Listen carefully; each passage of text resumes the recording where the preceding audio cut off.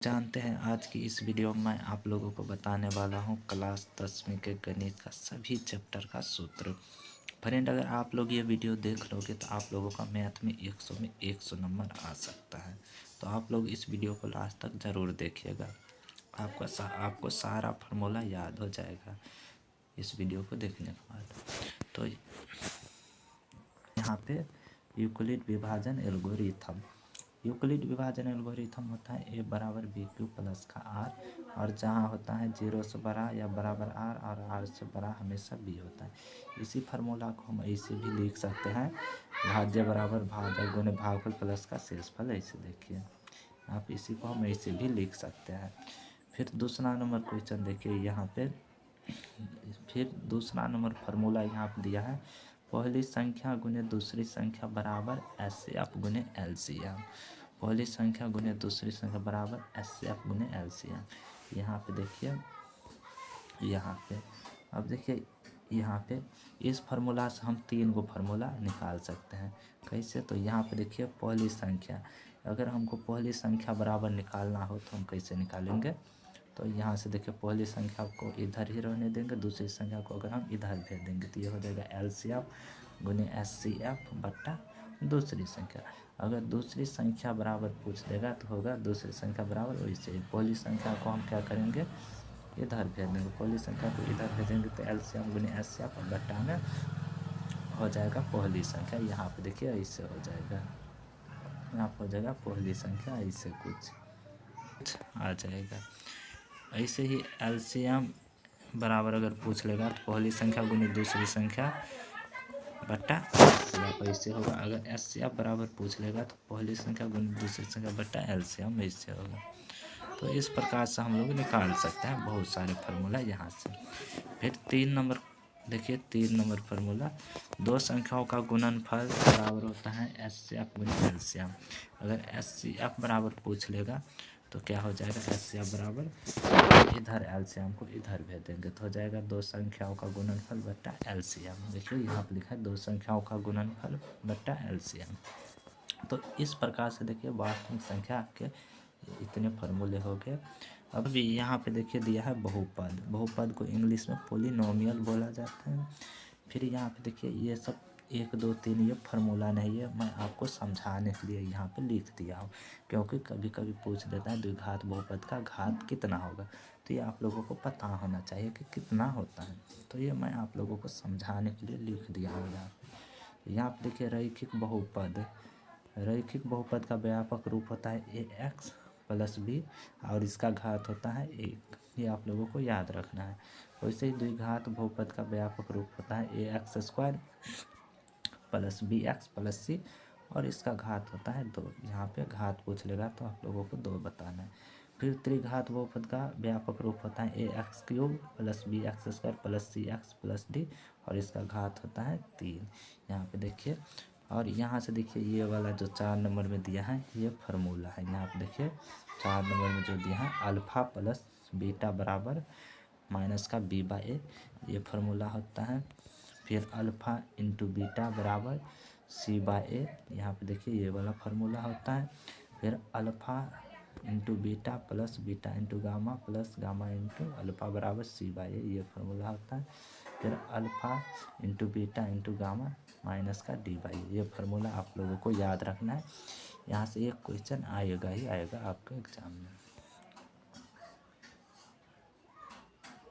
फिर यहाँ पे देखिए द्विघात बहुपद, कई बार आप लोगों को शून्यक दे दिया रहेगा और पूछेगा इसका द्विघात बहुपद निकालें, तो ये वाला फार्मूला आप लोगों को यूज करना है। देखिए यहाँ पे होता है यहाँ पे द्विघात बहुपद बराबर होता है x square minus alpha plus beta into x plus में अल्फ़ा इंटू बीटा। यहाँ पे देखिए ये वाला formula x square minus alpha plus beta into x plus में अल्फ़ा इंटू बीटा। तो इस प्रकार से देखिए बहुपद का भी हम लोग पढ़ लिया है सारा सूत्र। अब देखिए चैप्टर 3 देखते हैं। अब देखिए चैप्टर 3 क्या दिया है, दो चर वाले रैखिक समीकरण युग्म। इसको इंग्लिश में pair of linear equation in 2 variable बोला जाता है।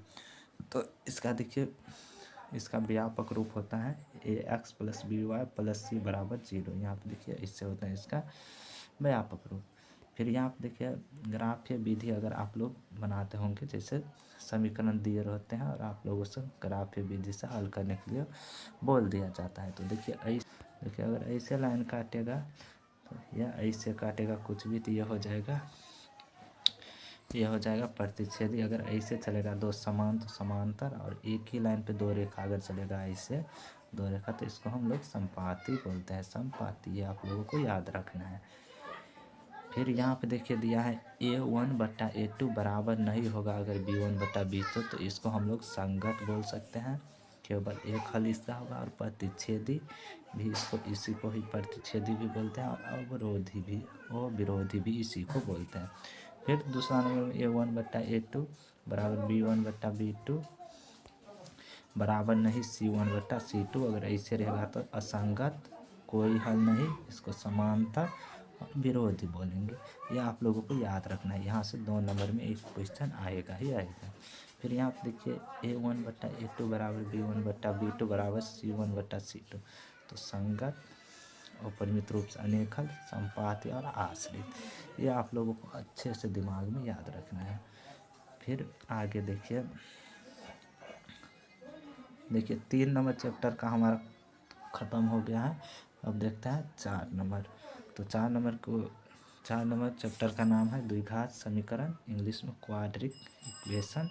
इसका व्यापक रूप होता है ax² + bx + c बराबर 0। ये इसका व्यापक रूप होता है। फिर यहाँ से देखिए पहला फार्मूला दिया है यहाँ पे विवेचक, यानी कि d बराबर, विवेचक को ही विवेक्तर भी बोला जाता है। तो d बराबर हो जाएगा b² - 4ac। ये फार्मूला आप लोगों को याद रखना है अच्छे से, d बराबर b² - 4ac। यहाँ से कभी कभी पूछ देगा विवेचक निकाले, विवेक्तर निकाले, ये तो आप लोगों को ये वाला फार्मूला प्रयोग करके निकालना है। तो यहाँ पे देखिए अगला फार्मूला देखिए यहाँ पे जब d बराबर b² - 4ac, यानी कि इस फार्मूला पर बैठाने के बाद अगर d बराबर 0 हो तो मूल वास्तविक एवं समान होते हैं। ये आप लोगों को याद, अगर d बराबर 0 निकल जाएगा तो मूल वास्तविक एवं समान होते हैं। फिर यहाँ पे देखिए दूसरा नंबर में दिया है जब d बराबर b² - 4ac, यानी कि जब d का मान 0 से बड़ा होगा, यानी कि जब d का मान 1, 2, 3 ऐसे आएगा, ये सब 0 से बड़ा होता है, तब मूल वास्तविक एवं वो समान होते हैं। यहाँ पे देखिए वास्तविक एवं वो समान। फिर जब d बराबर b² - 4ac, यानी कि जब d का मान माइनस में आ जाएगा, ऐसे करके कुछ भी आए, माइनस का 1, माइनस का 9, 10 कुछ भी ऐसे आ जाएगा, तो हो जाएगा मूल और वास्तविक होते हैं, इसका कोई भी मान नहीं निकलेगा। अब देखिए यहाँ पे मूल यानी कि x बराबर माइनस का b plus minus √b² - 4ac/2, ये आप लोगों को याद रखना है ऐसे। इसको हम ऐसे भी लिख सकते हैं अल्फा बराबर minus b plus minus √b² - 4ac/2। देखिए यहाँ ऊपर में यहाँ पे प्लस माइनस लगा है, यहाँ पे देखिए, तो इसी को हम एक बार प्लस में लिख दिए यहाँ पे माइनस में लिख दिए, बाकी सब कुछ सेम है। तो यहाँ से आप लोगों को देख लेना है। तो इस प्रकार से देखिए 4 नंबर चैप्टर का भी सभी सूत्र हो गया है। अब देखते हैं 5 नंबर। तो यहाँ पे देखिए 5 नंबर में दिया है समांतर श्रेणी, अर्थमेटिक प्रोग्रेशन, इसको AP भी बोलते हैं शॉर्ट फॉर्म में। इसका व्यापक रूप होता है a, a + d, a + 2d, a + 3d, ऐसे ही चलते ये रहेगा ऐसे। फिर यहाँ पे देखिए सारवंतर d बराबर दूसरा पद माइनस पहला पद, इसको a2 - a1 ऐसे भी लिख सकते हैं, a2 - a1 ऐसे लिख सकते हैं। आप लोगों को अच्छे से देख लेना है। nवां पद an बराबर होता है an बराबर a + n - 1 × d ऐसे। फिर देखिए यहाँ पे दिया है योग बराबर होता है Sn बराबर n/2 × 2a + n - 1 × d। ये वाला फार्मूला आप लोगों को याद रखना। इसी फार्मूला को इसे भी आप लिख सकते हो, S बराबर n/2 इंटू ए प्लस एल। ए क्या होता है प्रथम पद, एस एन योग एल माने अंतिम पद, डी बराबर सार्वंतर, एन बराबर पदों की संख्या, इससे होता है।